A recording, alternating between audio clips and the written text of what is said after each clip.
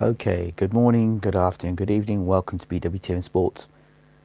Short video, very short, um, and it's a request to do this video, hence why I'm doing it. Nigel Benn coming back, or rumoured to come back, 55 years old, coming back to face Sakio Bika. Okay, so um, big fan of Nigel Benn. I remember watching Ben for the first time fighting against Umbayo, or his friends call him Bob. Well, that was the first time I saw Nigel Benn. It was on Midweek Sports Special, and Nick Owen was the presenter at the time of Midweek Sports Special. So if you're around in the late 80s, early 90s, Nigel Benn knocking out, in his terms back then, Mexican road sweepers. And Ben at middleweight, brutal puncher, and limited, I would say limited boxing ability. Never one to jab and move. Really a brawler, fierce punching power, big heart, and most dangerous when he's hurt. Durability, well, he's always suspect for durability questions around the chin.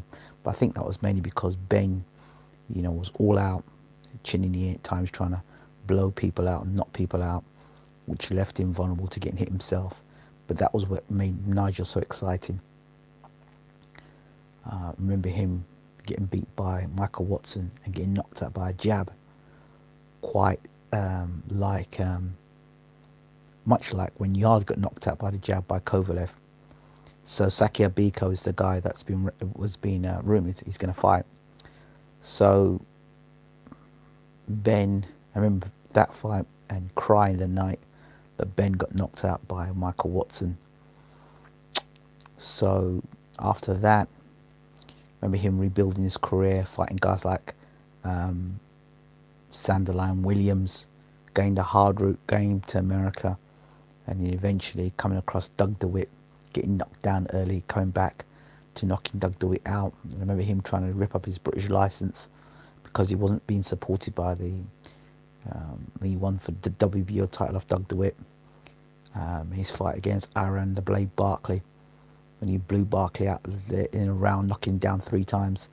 A bit of confusion in that fight as to, Barkley getting knocked down 3 times in that fight, and subsequently Ben winning that fight, going on to fight Chris Eubank in a grudge match at the NEC in Birmingham. Again, now that's the place where they're saying Ben may well be fighting Sakio Bika. So, we go fast forward. Ben's fights with Eubank, losing one, drawing the other. The second fight, I thought he beat Eubank, but Don King was involved, and both guys retained their titles. Ben went on to fight Jerome McLennan in a tragic fight, as we all know. Ben getting knocked out of the ring in the first round, and in all honesty, the fight could have been stopped there and then. But he went on to end up stopping Jerome McLennan, who himself, a brutal puncher himself. And Ben was never the same fighter after that. I don't care what anybody tells me. He could never have been the same after that. Eubank, on his way, went on and continued defending his WBO title on that world tour. I think it was the first guy that had done something like that. £1 million contract, I think it was, or deal he had. He went fighting around the world, or South Africa. I remember him fighting 12 fights or something like that.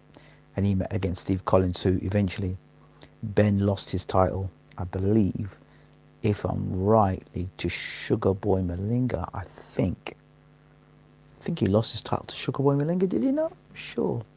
I think it was the same guy that Robin Reed lost his title to as well. Well, he struggled against Sugar Boy Malinga the first time. Sugar Boy beat him in a rematch, I think, if I'm correct. But he got super middleweight, knocking out guys like Nicky Piper and Nardiello for the world title at super middle. I remember that also. But at the tail end of Ben's career, when he was, for me, more or less done, he fought Steve Collins twice.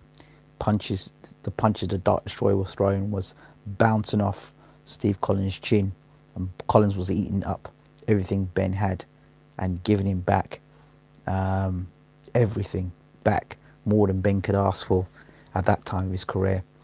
And I remember him twisting the ankle in the first fight and then having the rematch, and then Ben basically again throwing the kitchen sink at Steve Collins, and Collins just walked through that and kept coming. That's where Steve Collins kind of made his name, beating Eubank and Ben. That's really what made Collins a household name at that time, being super middleweight champion, the WBO super middleweight champion. Um, and the second time Ben quit in his stool. Well, he retired in his stool. So 23 years ago. So I'm at the den. Ben was shot. So I'm a bit confused as to how 23 years later you can be better than you were back then. And why 23 years? Why you have to wait 23 years to come back and fight? I mean, I don't know. He's fighting against Saki Obika. And you ask yourself the question, why is Ben coming back at 55? You know, you'd think, well, it's something to co-promote with his son's career. His son's doing all right in his career. Thinks his son may need a boost. I don't know if he thinks that Conor Ben's career needs a boost, or Ben's short of money. But it comes back to something I said a long time ago, and it's this. I think fighters of a certain age group, say age category, I think it was really good where they did golden oldies, where you can have like a prize fighter or something like that for fighters who are retired fighters, fighters that are, not veteran fighters. So you get to see your golden oldies. For example, you could see Mike Tyson and a Shannon Briggs and I don't know, fighters you've never seen fought before, a Larry Holmes and a George Foreman. So you have golden oldies so they could fight within reason among one another. And maybe not 12 round fights, maybe 6 rounders or 4 rounders where you can get to see those golden oldies fight. I think that would be something I would like to see. But this 55-year-old Nigel Benn against Saki Obika, it's a dangerous, dangerous fight. And where Ben may be fit for 12 rounds, he may be training like a madman. That's great. But there's a difference between training in a gym and having that great feeling and then getting in the ring and getting hit again with 10-ounce gloves with an arena, and the adrenaline's pumping. You're 55 years old now, and where you may have some spunk in your punches for 3 or 4 rounds, you're 55 years old. Saki Obika's 10 years younger, and Saki Obika's always been a clean living type of guy. It's a dangerous fight for Nigel Benn. A guy, Saki takes a great punch. To my knowledge, I don't think Saki Obika's been knocked out. I could be wrong, but I don't think he has. He's got a great chin. Adonis Stevenson can stop Saki Obika.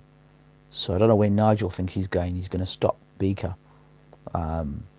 Because I remember him fighting Adonis Stevenson, and Adonis Stevenson couldn't put him away.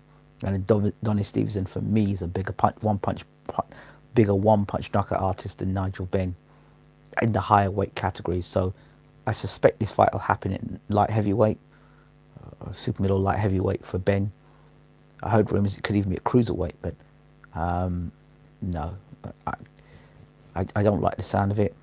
Ben coming back to fight a first fight for 12 rounds, no, sorry. I even think, going back now, when Ricky Hatton made that comeback fight, I think had Hatton had a couple of warm-up fights and fought the guy he fought, he would have beaten that guy. Because Hatton showed he could do something still. But I'd like to have seen him had to fight against a nobody. Or somebody who, people are like that. But Ben coming at 55 years old, I mean, what was he want to do? Go on and fight Callum Smith or Kovalev? What's the game plan?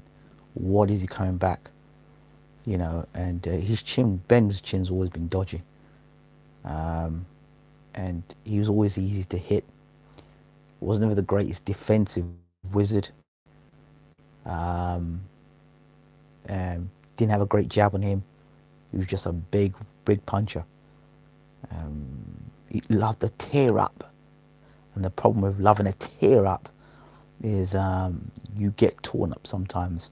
And, you know, for me, I don't want to see this fight because why would I want to watch one of my heroes getting battered from pillar to post, running out of steam at 55 years old?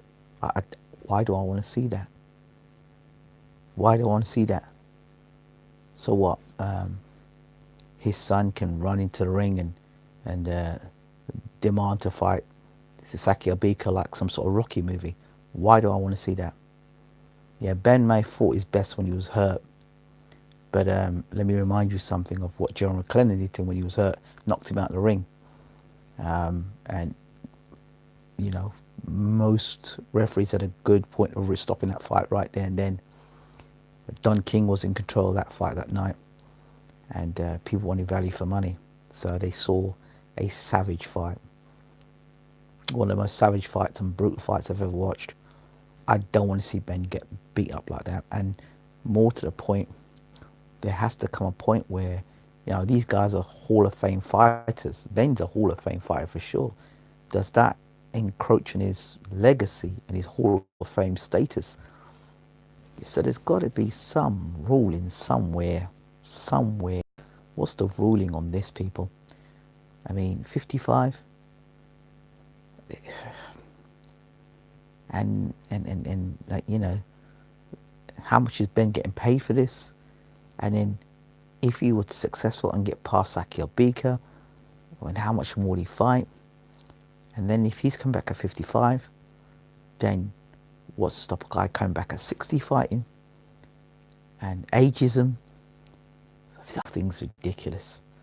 So if he's going to come back at that age, there needs to be protective restrictions in place. 4-round fight or 6-round fight, 4-round fight, and you know, I'd like to see them fighting. I'd like it to be exhibition bouts. Truth be told, exhibition bouts, head guard, 16, 18-ounce gloves. Let them fight. Let them fight. 18-ounce gloves, head guard. Let them fight. Why? You're protecting the fighter. There's cushioning for the blows, and I want that at that age. I want that. You know, I can't agree. Sorry, I can't agree with it. So if they're gonna have a golden oldies tournament, head guard and 18-ounce gloves, and let them fight. You understand? So they're still getting fight, but you're protecting them. That would be the rule of the golden oldie tournament. You know, James Toney against Hopkins. Love to see that fight. How would James Toney style do against Bernard Hopkins? You know, Roy Jones, Nigel Benn. How would that fight have looked? You know, golden old. It's a whole golden oldies tournament. There was talk about Ben fighting Eubank and Ben fighting Collins. I don't know. The other thing I take into consideration, Ben, at one point of his career, was sort of like, he did live the party lifestyle, Ben. So all those things must catch up with you, buddy. I don't care how good you're living now. I don't care how much you're in the gym now. I don't care. 55 years old. I was watching him on the pads, and he looked slow. What would you expect at 55 years old? I love to see Nigel Benn fight, but I'm not for this. A boxer of Ben's caliber would not be seen wearing a head guard. Yeah, well, you know, I get that stuff. But he was the Dark Destroyer back in his younger days. We have to protect fighters. Sometimes we have to protect the fighters from their own good. And we have to understand the difference between doing something for the pride of a fighter, and then we've got to do about protecting a fighter. And all these people are saying you shouldn't wear a head guard. I will turn to all these people afterwards How many of these people are helping half the guys out there now who are in a state where they can no longer box? They turn a blind eye. A lot of these fans turn a blind eye to people who have been hospitalised or injured. The guy that got injured by George Groves, how many people talk about him? Huh? How many people talk about Michael Watson? And you just pull him up and say, oh, poor Michael Watson. And so many others in the sport that boxing fans turn a blind eye to. So, for me, screw the boxing fans. This is about protecting the fighters. You know what I mean? And more investment in protecting fighters, particularly at that age. Now, I think you should wear a head guard. I know you're saying you shouldn't, but I'm just saying a guy of Ben's caliber, I know, and the Dark Destroyer and the macho image, I get all that stuff. I totally understand it. But he should wear a head guard, and it should be with 18-ounce gloves. And just think to yourself, let's imagine the first round he comes out to fight and he's doing all right, and then he gets caught with a shot, and he can't recover from the punch. And then you've got Sakir Bika, who's 10 or 13 years younger, just piling on Ben. I mean, Sakir Bika didn't go out, he went out okay. Do you know what I mean? I think he was world champion. Was he world champion light heavyweight? I can't remember if he became world champion light heavyweight. But I certainly know that he gave Adonis Stevenson a good fight. Adonis's season hit with everything with that left hand. And Bika was still there. So, I don't know where Nigel's going with that. Apart from they might be mates and have sparred before. And it's an exhibition bout. That's the only thing I'm thinking. You tried with Steve Collins. You tried with Chris Eubank. Now he's going with this situation. But I just don't feel good about the fight. I'm sorry. I don't feel good about it. There's nothing about the fight that interests me. This could be the fight that could be a step too far. Bika can trouble most of the light heavyweights today. Yeah, 23 years on, of course you're asking for it. Unless the fight's fixed and Bika's going to take a knee or retire with some sort of injury to his arm.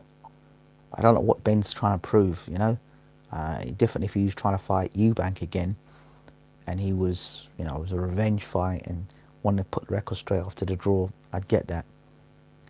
But out of the two fights between Ben and Eubank, and they were coming back, I'd feel much safer with Eubank than I would with Ben. Eubank was always strong, sturdy, took a great shot, never been knocked out. Ben doesn't need to come back. I saw an interview with Collins, who seemed keen to fight Ben again. Lord, oh Lord, oh Lord.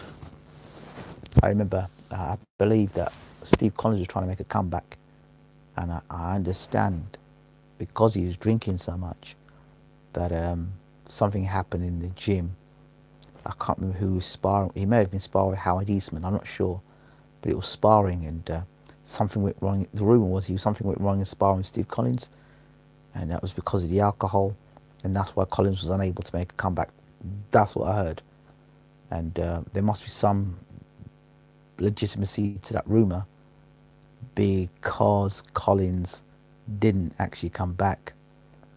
So, I mean, if Joe Kazaki was to come back today, I think he'd give most supermiddleweights problems today, even today, Joe Kazaki. But I don't see the same for Nigel Benn. 23 years? 23 years? Come on, man. The guy was shot 23 years ago. What are you telling me? He's going to be better now than he was then? Slow reflexes. Durability wouldn't have improved. I can't see how his fitness would have improved. I'm sorry. 23 years later. 55. Now get out of here, man. Come on. I'm sorry. But not for me. Not for me. All I do is close my eyes and say a prayer for Nigel beforehand. But no. No. No. He needs to be protective of himself. I'm sorry. This is a situation when the British Boxing Board of Control have got to say, okay, look, we're giving you a license on these stipulations. You have to have 18-ounce gloves. You have to wear a head guard. You know what I mean? I don't care. You have to do these things. If something goes wrong with Nigel, the British Boxing Board of Control um, will be held responsible. I heard a rumor that British Boxing Board of Control were not going to give him a license, and I heard he was going to go somewhere else for a license. So whoever's going to give Nigel a license, just be aware. So again, there needs to be I believe there should be a Golden Oldies Boxing League. Yes, I would like to see that, but a Golden Oldies Boxing League, maybe 40 plus boxing league, where we can see Golden Oldies fight, or maybe 45. There has to be a criteria, and then I'd like to see all the head guards and 18-ounce gloves. Or at least we're still getting them to see them fight or seeing their names. And if exhibition over 4 rounds, then so be it. Because the hell, if I have to sit down and watch KSI and Logan fight, right, and they garbage, absolute garbage in comparison, right, to these pro fighters. I mean, what would you rather see, KSI and Logan, or James Toney against Hopkins? I know what I'd rather be watching as a purist, or Ben versus Roy Jones, or Joe Kawasaki versus Andre Ward, or Foreman versus Holmes, or Evander Holyfield versus I don't know, just different fighters. I'd like to see older fighters. Evander Holyfield, David Haye. What would that fight look like now in 2019? An older David Haye, who's who we know is past it now, against an Evander Holyfield. How would that fight have looked out as an exhibition bout? So I'd like to see that. We see them on the video games, Fight Night Champion, where you got old fighters fighting against other old fighters. I'd like to see that. Yeah, KSI and Logan is a mockery of the sport. It just shows you where the state of the sport of boxing is. And I'm not even mentioning them on this channel. I don't care how many views they're getting. There's certain things that just need to be put in place and just told, listen, I have certain standards and that's not one of them. So, I know where it's going. I know what they're planning to do with it. Because what will happen now is you're going to get a load of people, mark my words, and remember what I said here, you're getting exclusive here. You're going to get YouTubers starting to do commentating from YouTube on these fights. And you'll get a bunch of YouTubers that are a bunch of yes men, I think. And you'll probably get a you speak, sort of like a booth, where you'll have YouTubers, one supporting one fighter, one supporting the other fighter, and screaming and hollering at one another. Wait and see. It's coming. Trust me. So, yeah, I had a little bit of time. I thought I'd just do this one because it was requested. So I did this video based on request. And, yeah. Nigel Benn, Sakia Bika. No. Sorry. Sakia Bika could still give the world's top light heavyweights problems. Nigel Benn, no. Just put it that way. Look at it this way. Would you put Nigel Benn in with Sergey Kovalev? Would you put him with Bivol? Would you put him with Gavoski? Would you put him in with Beterbiev? You wouldn't. You wouldn't even put him in with what's his name? Sullivan Barrera. You wouldn't put him in with us. But I would put Sakia Bika with any of them guys in the world today. I know he might not win, but he'll give him a damn good fight. But Ben, no. Too reckless. Even his heyday was reckless. I don't know when the fight's planned. I hope it never happens. Sorry, honestly, I just don't want to see it. But if he wants to make a living, he wants to make money out of it, fine. That's all I want to say on that matter. But those are my thoughts on it. I hope you've enjoyed my... if you have any requests for videos, then please let me know. And I'm more than happy to do the odd video here and there when I've got some time. I'll talk to you soon. God bless.